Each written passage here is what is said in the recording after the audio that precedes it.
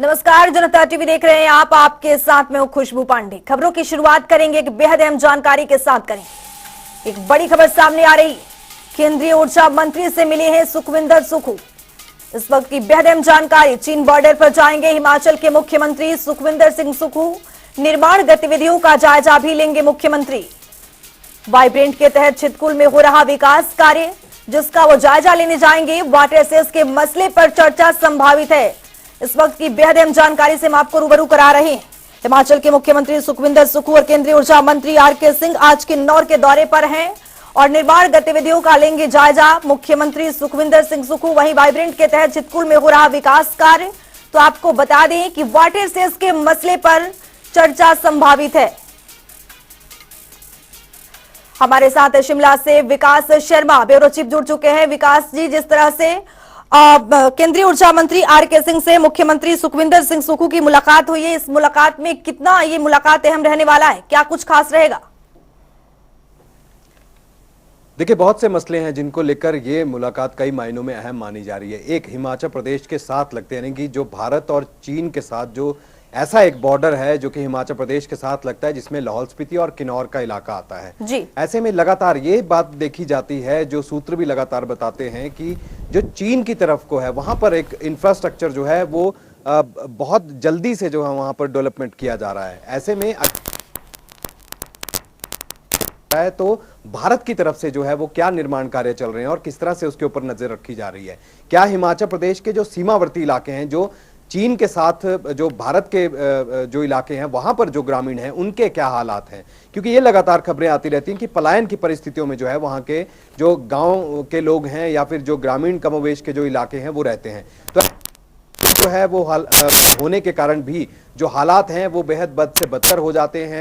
सड़कों का नेटवर्क किस तरह से रहता है, तो इसी कड़ी में वहां पर एक वाइब्रेंट विलेज जो है वो वहां पर बनाया गया था, जिसके अंदर ये कहा गया था कि जो पलायन है वो नहीं होने दिया जाएगा। लिहाजा अब जो लोग जो ग्रामीण होंगे उन ग्रामीणों को वहीं पर ही जगह जो है वो दी जाएगी, जिससे और जो उनकी परेशानियां हैं वो कम हो सके। तो लिहाजा ऊर्जा मंत्री जो है वहां पर पहुंचे हैं। और यही नहीं, जो अगर एसजेवीएन की बात करें, यानी कि जो सतलुज जल विद्युत परियोजना 100 मेगावाट का एक बड़ा प्रोजेक्ट जो है हिमाचल प्रदेश में चल रहा है, उसके ऊपर जो है आज समीक्षा बैठक वहां पर की जाएगी, जिसमें ऊर्जा मंत्री जो है आरके सिंह वो वहां पर मौजूद रहेंगे और साथ में मुख्यमंत्री सुखविंदर सिंह सुक्खू जो है खास तौर पर वहां गए हैं। सुबह के समय यह खबर आ रही थी कि दोनों को इकट्ठे जो है वहां पर जाना है, लेकिन हुआ कुछ अलग तरह से है, क्योंकि पहले आरके सिंह जो है, जो कि केंद्रीय मंत्री हैं, वो वहां पर पहुंचे और अब से कुछ ही देर में मुख्यमंत्री सुखविंदर सिंह सुक्खू जो है वो भी वहां पर पहुंच रहे हैं। और ये माना जा रहा है कि समीक्षा बैठक वहां पर होगी, ग्रामीण लोगों से वहां पर बातचीत की जाएगी ताकि पलायन ना हो और जो वहां की समस्याएं हैं, जो वहां की भौगोलिक परिस्थितियां हैं, उसको समझने की कोशिश जो है वो यहाँ पर की जाएगी। और यही नहीं, अगर पूर्व की हम बात करें तो राज्यपाल जो है वो लगातार दौरा करते रहे हैं, पूर्व के मुख्यमंत्री जो है वो लगातार दौरे करते रहे हैं इन सीमावर्ती इलाकों का। और ये जांचने भांपने की कोशिश जो है वहां पर की जाती रही है कि क्या चीन की तरफ से जो है कोई बहुत ज्यादा तेजी जो है वहां पर अगर लाई जा रही है तो उसका क्या कारण है। और अगर भारत की अगर बात करें तो भारत किस तरह से पहल कर रहा है कि वहां के जो अपने ग्रामीण हैं उनको जो है समस्याओं से निजात वहां पर दिलाई जाए, और साथ साथ सामरिक दृष्टिकोण से अगर हम बात करें तो वो भी वहां पर महत्वपूर्ण हो। तो ये तमाम मसले हैं जिसको लेकर ये दौरा जो है ऊर्जा मंत्री का कई मायनों में अहम माना जा रहा है। इसके साथ ही एक बड़ी खबर ये थी कि जैसे ही सत्ता परिवर्तन हिमाचल प्रदेश में हुआ, उसके बाद हिमाचल प्रदेश सरकार ने आय में बढ़ोतरी के लिए लगातार कोशिश की और ये देखा गया कि उनकी तरफ से भी 4000 करोड़ रुपए आय अतिरिक्त, जो कि ये कहा गया कि वाटर सेस जो है वो यहाँ पर लगाया जाना है। तो आखिरकार अगर वाटर सेस लगाया जाता है तो कई तरह से विरोध जो है वो उसका किया जा रहा था। अगर हम पड़ोसी राज्यों की अगर हम बात करें तो पड़ोसी राज्यों की तरफ से कहा गया कि असंवैधानिक रूप से जो है तमाम चीजें की जा रही हैं। यही नहीं, इसके साथ साथ ये भी कहा जा रहा था कि क्या हिमाचल प्रदेश, क्योंकि अब भारत सरकार की तरफ से भी जो है एक यहाँ पर नोटिफिकेशन जो है वो जारी की गई और पत्र बाकायदा जो है हिमाचल सरकार को लिखा गया, जिसके अंदर ये कहा गया था कि आप जो है असंवैधानिक रूप से इस तरह से वाटर सेस जो है यहाँ पर चार्ज नहीं कर सकते। तो ये तमाम मसले हैं, इसको लेकर विस्तार से आज जो है समीक्षा बैठकें की जाएंगी, देखा जाएगा, परखा जाएगा।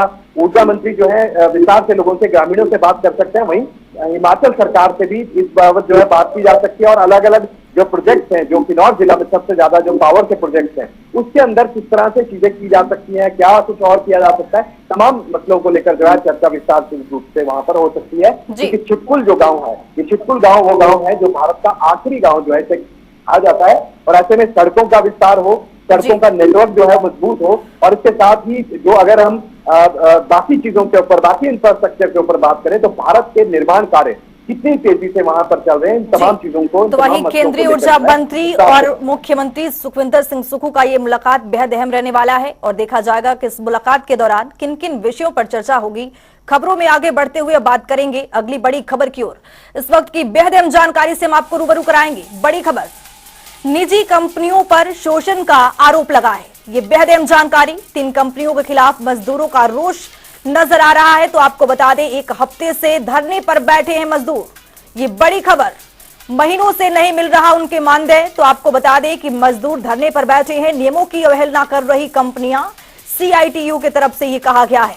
ये निजी कंपनियों पर शोषण का आरोप लगा है। लगातार 3 कंपनियों के खिलाफ मजदूरों का रोष देखने को मिल रहा है। यहाँ पर 1 हफ्ते से धरने पर बैठे हैं मजदूर, उनका मानदेय नहीं मिल रहा है।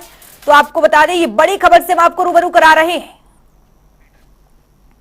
किसी नोटिस के वो विदाउट किसी के कारण जो मजदूरों को यहाँ पर निकाला गया, हालांकि काम अभी 1 साल का यहाँ पर पेंडिंग है। हमारी पहले तो 2-3 महीने की सैलरी रोकी थी, फरवरी मार्च अप्रैल की।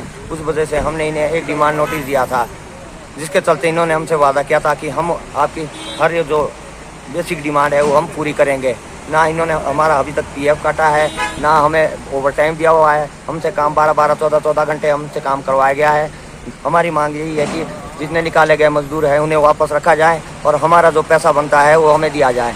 विदाउट किसी नोटिस के वो विदाउट किसी के कारण जो मजदूरों को यहाँ पर निकाला गया, हालांकि काम अभी 1 साल का यहाँ पर पेंडिंग है। हमारी पहले तो 2-3 महीने की सैलरी रोकी थी, फरवरी मार्च अप्रैल की।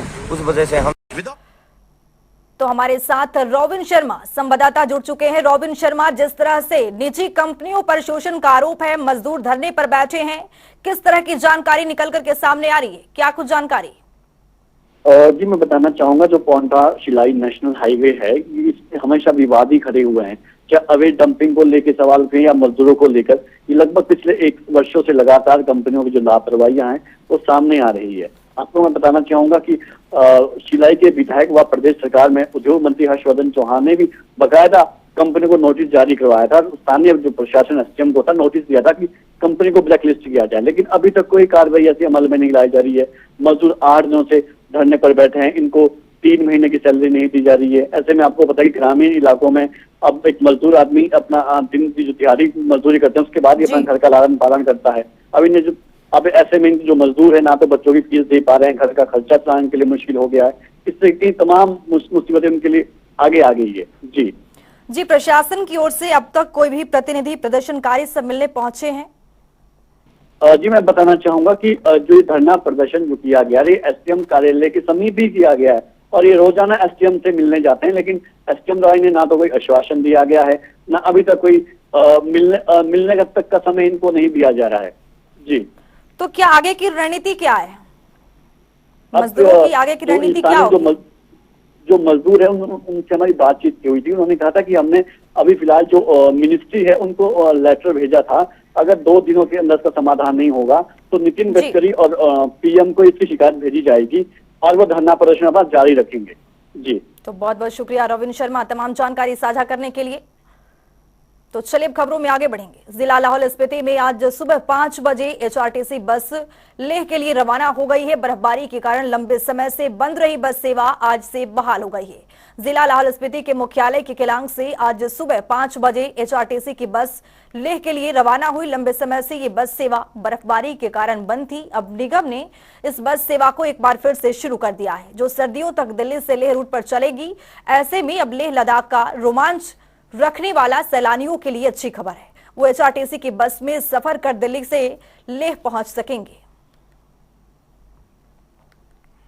लास्ट ईयर ये सर्विस जो है 15 सितंबर को बंद हो गई थी। खराब मौसम के चलते और ऊपर के टॉप्स में बर्फबारी के कारण इस बस सर्विस को बंद करना पड़ा था। इस बार जो है हम काफ़ी प्रयासरत थे कि इसको जल्द से जल्द स्टार्ट करें, परंतु आज 8 जून से हम इस बस सर्विस को स्टार्ट कर रहे हैं। ये जो टोटल सफ़र है इसका, ये 1026 किलोमीटर रहेगा। ये जो बस है, ये इसमें 3 ड्राइवर्स बदलेंगे। एक जो है वो बस को लेह से केलोंग लाएगा, दूसरा केलोंग से बिलासपुर और तीसरा बिलासपुर से दिल्ली तक ले जाएगा। तो इस प्रकार इसका सफ़र रहने वाला है। ये 3 ऊंचे टॉप्स, बाराचा, तंगलंगला, नकीला, इन टॉप से तो दिल्ली से लेह तक बस का सफर है। ये लेह से दिल्ली तक की 1026 किलोमीटर की दूरी है। तो वहीं आपको बता दें, दिल्ली से लेह का किराया 1740 रुपया है। 28 से 30 घंटे का ये सफर है। तो वही बस को मंजिल तक पहुंचाते हैं 3 ड्राइवर और 2 कंडक्टर मिलकर के। 4 राज्यों और 2 केंद्र शासित प्रदेशों से ये बस गुजरती है। दिल्ली, हरियाणा, पंजाब, चंडीगढ़, हिमाचल, लद्दाख का ये सफर है।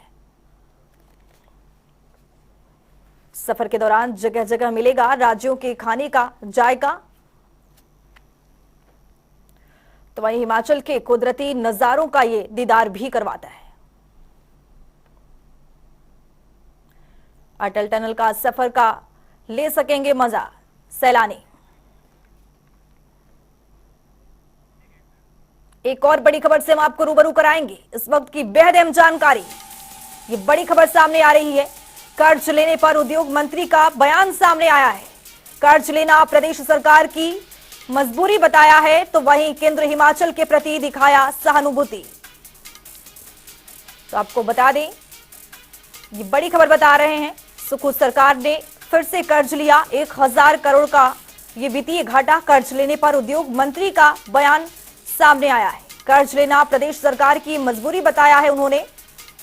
केंद्र हिमाचल के प्रति दिखाया सहानुभूति। इस वक्त की बेहद अहम जानकारी। हम हिमाचल में जब से कांग्रेस की सरकार बनी है, हमको फाइनेंशियल कंस्ट्रेंट्स का सामना करना पड़ रहा है। जब मेरी सरकार बनी, 75,000 करोड़ रुपए का लोन हिमाचल प्रदेश पे उस वक्त था। हमारी मजबूरी है, हम लोन उठा रहे हैं, ये हर सरकार की मजबूरी है। मगर हमारे को जो लिमिट थी वो आपको पता है 5,000 करोड़ जो है वो गवर्नमेंट ऑफ इंडिया ने उसको कम कर दिया गया है। और एक्सटर्नल एडेड प्रोजेक्ट्स जो है जिसके ऊपर कोई कैपिंग नहीं थी, कोई लिमिट नहीं होती थी, वो हम फॉरेन एजेंसी से, चाहे वर्ल्ड बैंक है, एशियन डेवलपमेंट बैंक है, ये जायका है, यहाँ से हमारे प्रोजेक्ट्स आए थे। और हमारे 8,500 करोड़ रुपए के प्रोजेक्ट अभी जो है वो गवर्नमेंट ऑफ इंडिया और जो ये प्रोजेक्ट जो बैंक्स हैं इनके पास पेंडिंग पड़े हुए हैं। मुख्यमंत्री जी अभी फाइनेंस मिनिस्टर से मिले हैं, उन्होंने रिक्वेस्ट की है कि हमारी जो लिमिट है लोन की है उसको जो है वो बहाल किया जाए, और हमारे ऊपर जो रिस्ट्रिक्शन जो है लिमिट की लगाई है इस एक्सटर्नल एडेड प्रोजेक्ट उसको भी हटाया जाए। तो मुख्यमंत्री जी ने प्रयास कर रहे हैं, कोशिश कर रहे हैं। हम उम्मीद करेंगे कि केंद्र सरकार का भी हिमाचल प्रदेश के प्रति एक सहानुभूति जो है एटीट्यूड हो। शिमला में 5 जून को हिमकोस्ट ने प्रदर्शनी का आयोजन किया था, जिसमें निजी स्कूल की 2 छात्राओं ने भाग लिया। कार्यक्रम में मुख्यमंत्री सुखू और ब्रांड एम्बेसडर दिया मिर्जा ने भी शिरकत की।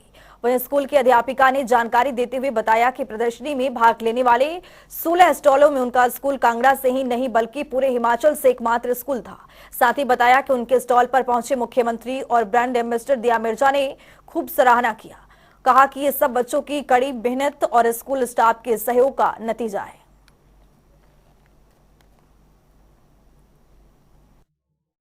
हमें बुलाया गया था शिमला 5 जून को हिमकोस्ट की तरफ से कि हम अपने जो हमने वर्क किया था सिंगल यूज प्लास्टिक के ऊपर, उस प्रदर्शनी को लेकर के वहां पे जाएं और अपने उन चीजों को प्रदर्शित करें और बताएं कि हम जो money buy back single use plastic की एक स्कीम चली है उस पे हमें कैसे बैकअप मनी मिल रही है और हमने उसके ऊपर कितना काम किया है। तो हमारे स्कूल ने उस पे ऊपर बहुत बढ़िया प्रदर्शन किया था, क्योंकि 1 महीने के अंदर हम लोगों ने जो है लगभग 45 केजी जो है वो सिंगल यूज प्लास्टिक, जैसा कि आप जानते हैं कि इसका भार बहुत कम होता है, बहुत मुश्किल होता है इतना कूड़ा इकट्ठा करना। बच्चों ने, हर बच्चा जो था इस मुहिम में, हर बच्चे ने, हर टीचर ने। हिमाचल आए दिन सड़क दुर्घटनाओं का साक्षी बनता है। इन दुर्घटनाओं की कई वजहें हैं, कई बार अमानवीय तो कई बार प्राकृतिक हादसों में लोग बेवक्त काल के गाल में समा जाते हैं। देखिए हादसे का विश्लेषण करती एक खास रिपोर्ट।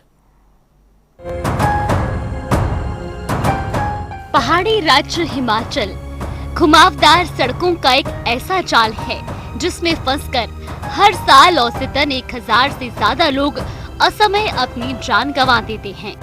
इसी तरह 3000 से ज्यादा लोग जीवन भर हादसों से मिले गंभीर जख्मों की पीड़ा सहन करने को मजबूर हो जाते हैं। हिमाचल में सड़क हादसों के कई कारण हैं।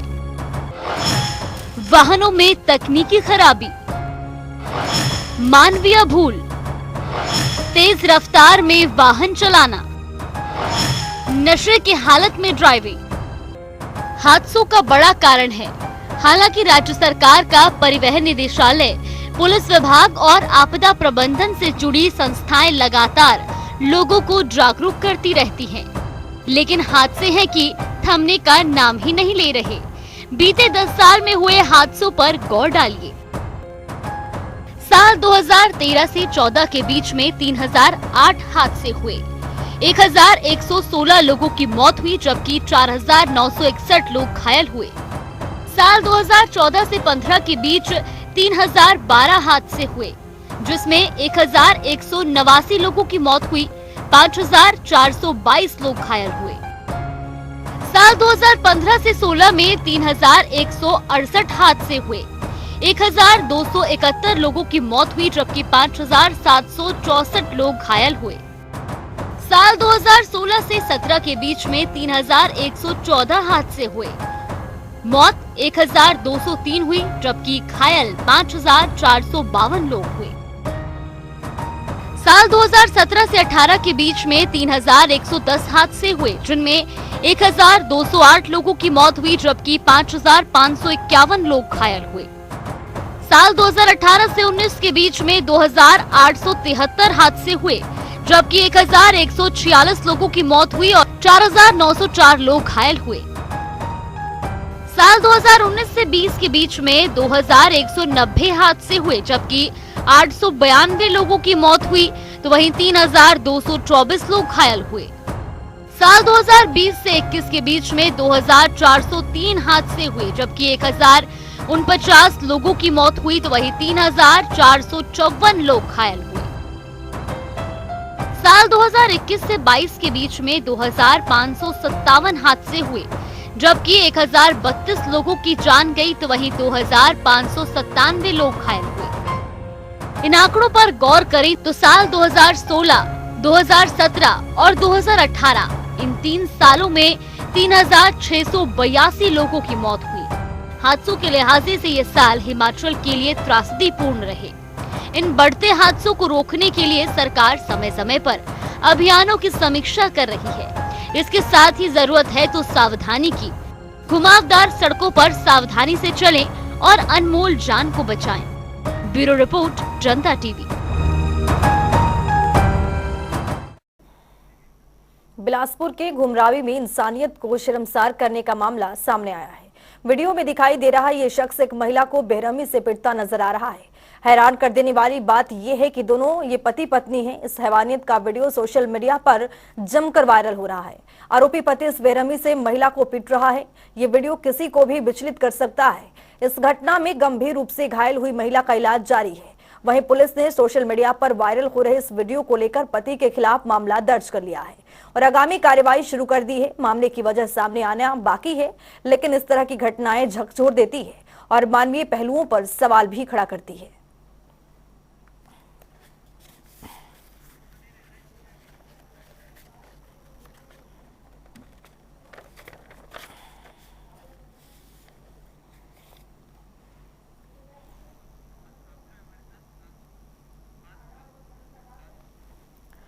तो हमारे साथ बिलासपुर से सुभाष ठाकुर जुड़ चुके हैं, हमारे संवाददाता।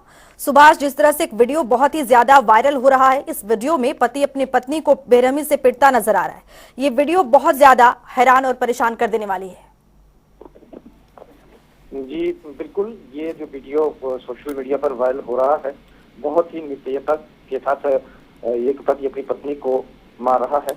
यह घटना घुमारवी विधानसभा क्षेत्र की ग्राम पंचायत बम की बताई जा रही है और देर रात से ही सोशल मीडिया पे ये वीडियो काफी वायरल भी हो रहा है।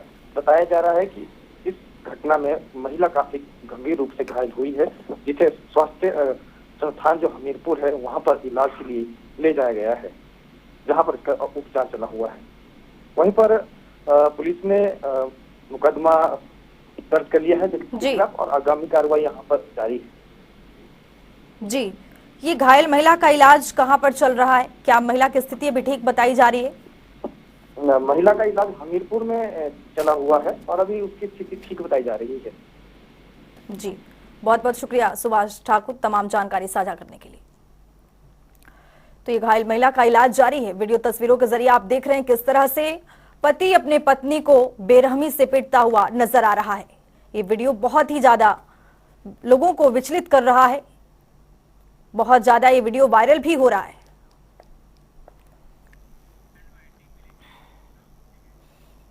हिमाचल के मौसम का बिगड़ा मिजाज ठीक होने में अभी और समय लगने की आशंका जताई जा रही है। मौसम विभाग के अनुसार अगले 48 घंटों तक मौसम खराब रहने के अनुमान है। जहां एक ओर लगातार बारिश न होने की बात कही गई है, तो वहीं दूसरी ओर कुछ हिस्सों में बारिश होने की भी संभावना जताई जा रही है, जिसके चलते तापमान में भी गिरावट दर्ज हुई है।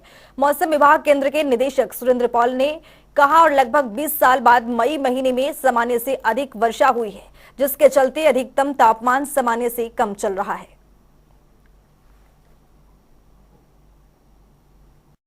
देखिए, अभी अगले 48 आवर्स में बीच बीच में हल्की बारिश होने की संभावना है कुछ एरियाज में। बाकी ऐसे कंटिन्यूस रेन और वाइड स्प्रेड रेन की संभावना नहीं है। टेम्परेचर जो है वो सामान्य से कुछ कम है, मैक्सिमम टेम्परेचर, और जो न्यूनतम तापमान है उसमें कोई विशेष अंतर नहीं है। तो फिर से मौसम ठीक रहेगा। देखिए, मई में सबसे ज़्यादा बारिश इस साल हुई है, पिछले करीब 20 साल का रिकॉर्ड ब्रेक हुआ है और उसी से हुआ है सारा। लेकिन मेन जो वजह है उसकी पश्चिम विक्षोभ बड़े फ्रिक्वेंट और काफ़ी ज़्यादा है इस साल। अभी अपडेट फिर आएगा हमारा मई में या जून एंड में, उसमें और क्लियर होगा कि अगस्त और सितंबर में मॉनसून कैसा है। जनता टीवी की खबर का अब साफ साफ असर दिखाई दे रहा है। जहां नालागढ़ में प्रदर्शन कर रहे निजी कंपनी के 400 मजदूर को अब हक मिलता हुआ दिखाई दे रहा है। बता दें कि 4 दिनों के संघर्ष के बाद आखिरकार कंपनी प्रबंधन मजदूरों के आगे झुक गया। मजदूरों की सभी मांगे मानी गई है, तो वहीं और सभी मजदूरों को बकाया वेतन और 1 माह की एडवांस सैलरी देने की समझौता पर हुआ है। वर्कर्स का जो भी इशू था जिन्होंने रेज़ किया था, वो सिंस वर्कर कॉन्ट्रैक्टर के थ्रू हायर थे, तो कॉन्ट्रैक्टर के साथ और वर्कर्स का, कॉन्ट्रैक्टर्स का और कंपनी का जो भी उन्होंने आपस में ही एमिकेबली रिजॉल्व कर लिया, तो उस अकॉर्डिंग से रेजोल्यूशन से वर्कर्स भी संतुष्ट हैं और कॉन्ट्रैक्टर और कंपनी ने भी उसके लिए एग्री कर लिया। ओटी वाला जो ओवर टाइम का जो लेबरर्स ने इशू रेज़ किया था, तो उसके लिए लेबर इंस्पेक्टर साहब को डायरेक्ट कर दिया गया कि अगर किसी भी वर्कर को उस रिस्पेक्ट में या किसी भी और रिस्पेक्ट में कोई भी अगर उनको ग्रीवांस हो या उनको लगता है कि उनके किसी भी राइट कोई भी उनके अफेक्ट हुए हैं, तो वो लेबर इंस्पेक्टर या लेबर ऑफिसर के थ्रू अपनी डिमांड रेज करें। राष्ट्रीय आपदा प्रबंधन प्राधिकरण और राज्य आपदा प्रबंधन प्राधिकरण के निर्देशानुसार आज मॉक ड्रिल का आयोजन किया गया, जिसमें हमीरपुर संग सभी संबंधित विभागों ने हिस्सा लिया।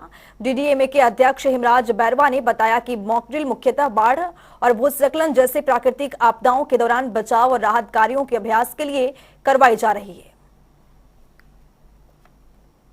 आज हमीरपुर जिला में भी प्रदेश स्तर पर जो मेगा मॉक ड्रिल आयोजित की जा रही है, उसी के तहत हमने 6 लोकेशन पे 5 सब डिवीज़न में और एक हमीरपुर हेडक्वार्टर में लोकेशन हमने तय की है। ऐसा करके हमारे जितने भी सुजानपुर के अंदर प्लाही मैंने जो बताया, तो ऐसे करके सभी जगह सिचुएशंस पहले से हमने क्रिएट की थी और उसी हिसाब से जो टीम्स हैं उन्होंने इंसिडेंस रिस्पांस सिस्टम के तहत उसमें एक्शन लिया है। इंसिडेंट रिस्पांस सिस्टम के अंदर एडीसी साहब इंसिडेंट कमांडर के रूप में थे। ब्यास नदी के किनारे बसा मंडी पर्यटन और कनेक्टिविटी के लिहाज से काफी अहम है, लेकिन यहाँ की सड़कें इसकी छवि कमजोर कर रही हैं। आलम यह है कि यहाँ विभाग नहीं बल्कि सवारियां खुद बस से उतरकर सड़कों पर बने गड्ढों को भर रही हैं। ये बात और अहम इसलिए हो जाती है क्योंकि ये क्षेत्र पूर्व मुख्यमंत्री के गृह विधानसभा के साथ लगता है और ये वीडियो करसोगा के प्रसिद्ध धार्मिक पर्यटन स्थल का है। बता दें कि 3 करोड़ की लागत से बनी ये 7 किलोमीटर सड़क अभी तक कच्ची है और जब सड़क की खस्ता हाल के बारे में चीफ इंजीनियर एनपीएस चौहान से पूछा गया तो उन्होंने बताया कि संबंधित अधिकारियों को जल्द प्रभाव से सड़क रिपेयर करने के आदेश दे दिए गए हैं।